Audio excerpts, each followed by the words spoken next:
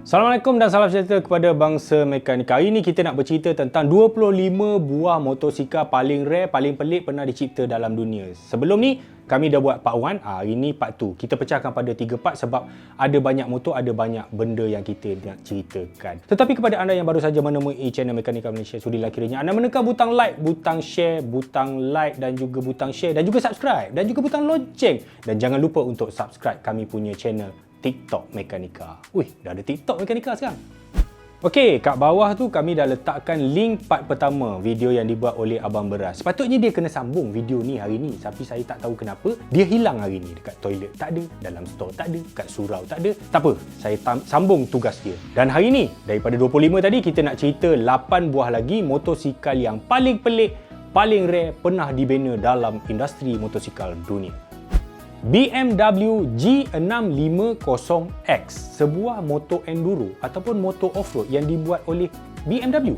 BMW ada ke buat motor macam KTM, macam Husky ni? Ada tuan-tuan. Dan sebenarnya tidaklah lama sangat. Motor ni dikeluarkan pada tahun 2006. Canggih ke? Boleh tahan. Dia menggunakan enjin single cylinder, enjin yang sama digunakan pada F650. Enjin yang sama kot. Tapi motor ini menghasilkan power dia berapa? 53 horsepower dan juga 60 Nm of torque. Dan menariknya juga yang BMW Enduro ni dia keluar 3 version. Dia keluar X Country, X Challenge dan juga X Moto. Beza dia, motor yang sama, cuma dia beza styling lah. Fairing, tangki, brake, suspension, benda-benda macam tu lah. Basically, chassis dengan enjin motor tu adalah motor yang sama. Waktu BMW keluarkan motor ini, wah, kita mesti kaya, kita kaya, ramai orang akan beli. Tapi tak aku, padan muka dia. Sebab tu pada 2009, dia diberhentikan pengeluarannya. 3 tahun je. Kawasaki AR50. Kalau kat Malaysia kita kenal dengan AR80, dengan AR125, dengan GTO semua itulah. Dia adik-beradik ni, AR50, AR80, AR125. AR50 ni kalau dekat sebelah Europe dikenali sebagai learner bike. Motor ni memang tak laju pun. Dia keluar pada tahun 1981 hingga 1994. Enjin dia 49cc, air cool, 2 stroke. Dia punya top speed dia 56 je dia jalan. 56 km sejam. Ya, untuk negara dengan undang-undang yang pelbagai ni dia tak boleh laju lah kalau motor tu kecil sebab tidak selamat. Kat Malaysia ada ke motor ni? Mungkin ada, tapi orang tak peduli pasal motor sebenarnya. Orang pedulikan dengan sport rim dia. Tahukah anda sport rim AR125 atau GTO sekarang berharga RM20,000 sehingga RM30,000? Ya ampun.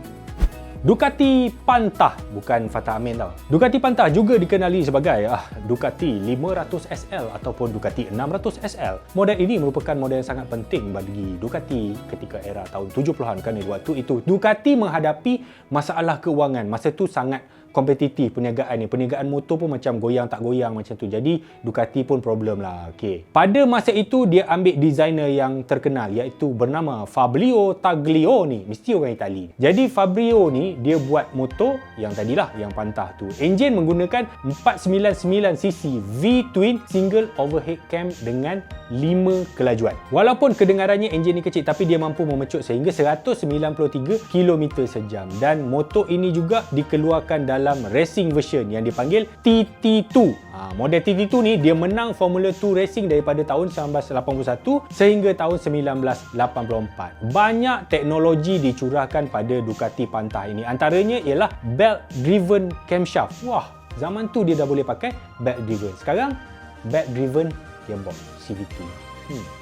Seterusnya, Ducati 1098 atau 1098. Yang ini adalah motor kegemaran saya secara peribadi. Ada 2 motor Ducati yang saya nak beli, iaitu 1098 dan juga 1198. Sejak kelahiran model Ducati 916 ni memang menjadi benchmark bagi peminat motosikal sport ketika era tu. Even untuk Ducati sendiri, nak gantikan model 916 tu sikit punya susah sebab peminat dah mempunyai jangkaan yang tinggi. Jadi dia berjaya keluarkan 1098 yang merupakan pure Ducati image, yang mana dianggap 1098 ni dikatakan antara handling terbagus Ducati yang pernah dibuat terhadap production motosikal. Even enjin dia juga merupakan enjin antara yang terpower pada masa itu. 160 horsepower dekat motor Sebab itu jika anda mempunyai idaman untuk membeli Ducati, belilah yang ini, 1098 atau 1198. Jangan beli Panigale sebab Ducati perlukan dry clutch. Jika wet clutch seperti Panigale, wet clutch, baik beli Waisuku je. Seterusnya, Confederate Gen 2 P51. Saya tak sempat Google tadi, dia daripada negara mana pun saya tak ingat. Cuma katanya company ni dia dah 25 tahun dalam industri motosikal dan ini merupakan generasi kedua model P51 Combat Fighter. Kalau kita tengok dia punya design tu kan memang wah sangat ekstrim lah. Ni jumpa tengah malam ni ngeri juga ni kan. Macam motor custom pun ada, tapi ini adalah motor produksi. Dan untuk pengetahuan anda, enjin dia tidak besar tapi lebih besar daripada Azhar saya. Enjin motor ni 2200cc yang dibina menggunakan aerospace grade aluminium. Ringanlah kot. Ringan apa kalau 2200cc? Seterusnya, Credla CR125L NPJ Edition. Panjang nama dia. Ni kalau JPJ nak register masuk model ni, lama juga ni. Banyak masa habis dekat registration counter kan. Okey, pada hari ini kita tahu Jerman memang banyak membuat kereta. Pandai membuat kereta-kereta sport. Tak kira kereta biasa pun kan. Itu tentang Jerman. Kalau motor, ada ke motor Jerman? Ada, BMW je lah yang kalau kita tahu. Tapi dulu, Jerman ni memang negara yang automotive related lah. Memang dia ada banyak syarikat motor. Untuk pengetahuan anda, Credla ni syarikat dia dah ada sejak tahun 1903. Dah lama. Jadi motor yang ni, motor yang macam cafe racer ni, kecil je sebenarnya. Enjin dia 125cc, bentuk dia macam klasik-klasik sikit. Tapi pada hari ini, motor-motor bentuk macam ni, banyak kat mana? Cuba teka. Motor China. Penuh motor China bentuk-bentuk macam ni kan. So, sebab itulah Jerman ni, bungkus lah, tutup kedai lah. Bagi China je lah buat motor-motor macam ni. Yamaha SDR 200. Pelik sikit kan kalau nama dia Yamaha kan. So bentuk dia tak sama macam bentuk Yamaha yang lain. Motor ni di-launch pada 1986 menggunakan enjin 200cc single cylinder 2 stroke. Yang ni dia kategori macam sports naked bike. Bayangkan masa yang sama lebih kurang 2-3 tahun lepas tu Ducati ada launch Monster. Bentuk dia macam lebih kurang ni kan, pakai trellis frame, 3-spoke wheel macam tu. Okey. Motor ni sebenarnya package dia memang bagus, tapi tak tahu di mana silapnya. Tak laku. Tahun je dia buat motor ni, lepas tu dia kata, oh stop. Tak laku. Tak ada orang nak beli lah. Diorang semua beli Waisuku. Seterusnya, Indian Scout. Ini memang direct competitor Harley Davidson Sportster. Ini stylish mid-size cruiser lah. Dia menggunakan enjin V-twin water cool, tapi dia punya radiator tu tak nampak kan. Dia seru kat mana lah. Okey, masalah dia ada satu masalah.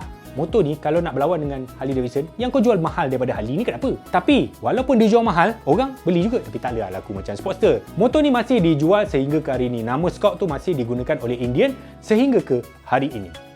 Seterusnya, Kiwi Cruiser 250 yang dihasilkan oleh Qianjiang Motor, tak lain tidak bukan daripada China. China memang besar. Qianjiang Motor ni dia ada QJ Motor, dia ada Benelli, dia ada Kiwi, dia ada KSR Motor. Motor ni dihasilkan pada tahun 2015. Suntikan bahan api EFI ni 4 stroke 5 speed. Kalau brother-brother yang tak cukup duit nak beli Harley kan, beli yang ni sudahlah. Ada gaya-gaya sikit lah. Harga pun 1/10 je daripada Harley Davidson. Dah lah murah, senang jaga, jimat minyak. Padahal buka logo dia tanpa Harley Davidson, pakai jaket. Approaching Go Rider. Okey, itulah tadi 8 buah motosikal yang kita cerita untuk part yang kedua ni. Kita sambunglah lain kali. Dah panjang sangat dah. Sebenarnya saya penat nak bercakap pada hari ni. Kita sambung lain kali, okey? Industri motor pada hari ni memang sangat kompetitif. Banyak syarikat yang tera-tera dulu asalnya, sekarang dah bankrupt. Sebab apa? Competition. Kalau kita tengok dekat China, punyalah banyak motor-motor ni buat dia macam buat Lego je. Macam dia buat kotak mancis. Senang gila. Hari-hari ada motosikal baru. Jadi, company-company daripada Italy, Jerman yang memang hardcore buat motor ni, memang dia tak mampu untuk melawan motosikal ini. Sebab tu pula. Dia ada lagi satu sebab. Sekarang dunia towards elektrik. Jadi banyak-banyak syarikat ni dia tengah mengkaji tentang bateri, tentang motor, tentang apa semualah. Penatnya sebenarnya. Oleh itu, berakhirlah video kita pada hari ini. Jangan lupa kepada anda yang baru saja menemui channel Mekanika Suria, kiranya anda menekan butang subscribe, butang like dan juga butang lonceng. Dan jangan lupa juga untuk subscribe channel TikTok Mekanika. Yahoo!